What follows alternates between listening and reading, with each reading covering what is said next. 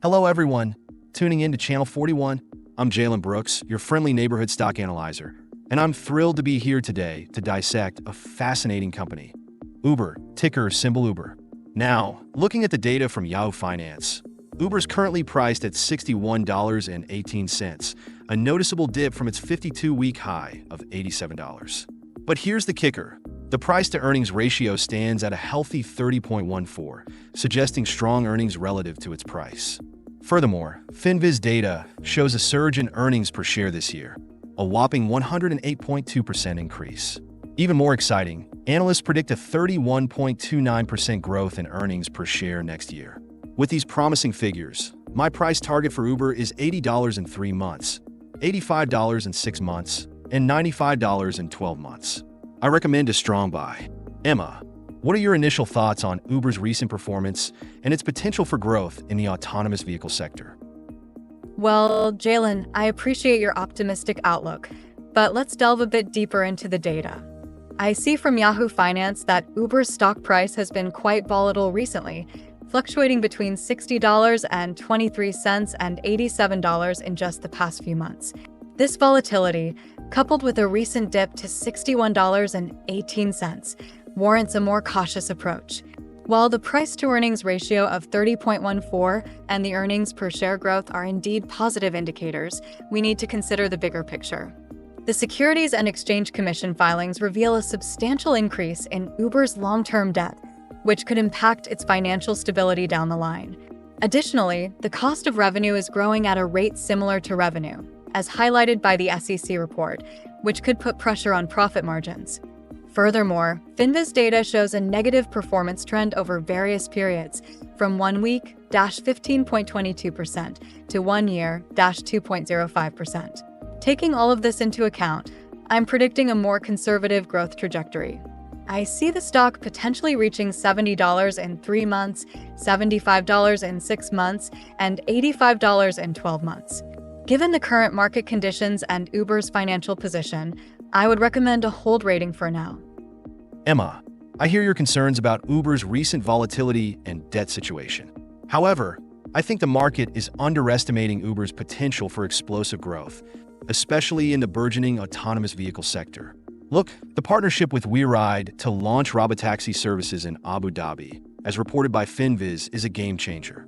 This marks Uber's first autonomous vehicle service outside the United States and the largest commercial robotaxi service outside the United States and China.